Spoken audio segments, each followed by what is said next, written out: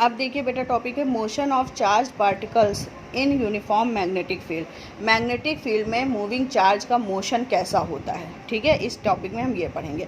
तो सबसे पहले इस टॉपिक में ये ध्यान रखिएगा कि जब कोई भी चार्ज पार्टिकल मैग्नेटिक फील्ड में एंटर होता है तो वो सर्कुलर मोशन को अपनाता है, ठीक है। ये बात मेरी हमेशा गार्ड बांध के रखिएगा कि जब कोई भी पार्टिकल मैग्नेटिक फील्ड में एंटर होगा तो वो सर्कुलर मोशन को अपनाएगा, ओके।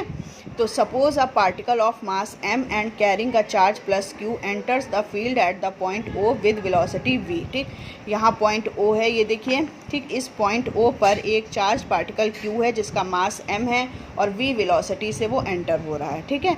एंटर होगा तो इस फोर्स सर्कुलर मोशन को अपनाता है और सर्कुलर मोशन में फोर्स जो सेंट्रीपिटल फोर्स लगता है उसकी डायरेक्शन हमेशा सेंटर की तरफ होती है। तो आप लोग को पता ही है कि सर्कुलर मोशन में कौन सा फोर्स लगता है, सेंट्रीपिटल फोर्स लगता है, उसकी डायरेक्शन हमेशा सेंटर की तरफ होती है, ठीक। और ये v वेलोसिटी की डायरेक्शन हर पॉइंट पर चेंज होती रहेगी, ओके।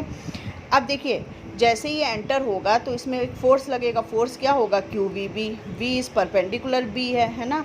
वेलोसिटी जो है वो मैग्नेटिक फील्ड के परपेंडिकुलर है। क्रॉस का मतलब है मैग्नेटिक फील्ड की डायरेक्शन अंदर की तरफ है, ठीक है। तो अंदर की तरफ जब होगी नीचे, ये मान लीजिए, ठीक है, तो v और b के बीच में एंगल 90 डिग्री, तो थीटा कितना हो गया, 90। QVB साइन थीटा, थीटा की जगह पे 90 पुट करेंगे, साइन 90 की वैल्यू 1 होती है, तो F इक्वल टू QVB आ जाएगा, ओके।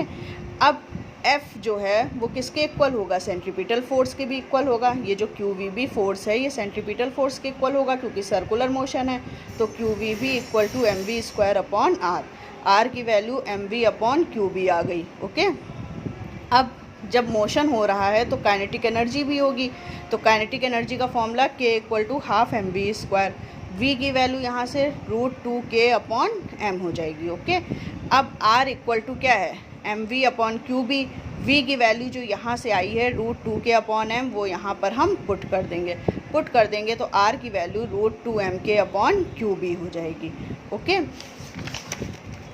अब इसका टाइम पीरियड देखिए, टाइम पीरियड इक्वल टू होता है distance upon speed, time equal to distance upon speed, ठीक है। टाइम पीरियड की डेफिनेशन होती है कि एक रिवॉल्यूशन में लगा टाइम, ओके। तो एक रिवॉल्यूशन में वो कितनी डिस्टेंस चलेगा, सर्किल में चल रहा है तो उसकी सरकमफेरेंस के बराबर चलेगा। सरकमफेरेंस कितनी होगी, 2πr, और स्पीड कितनी है, v, तो t equal to 2πr upon v।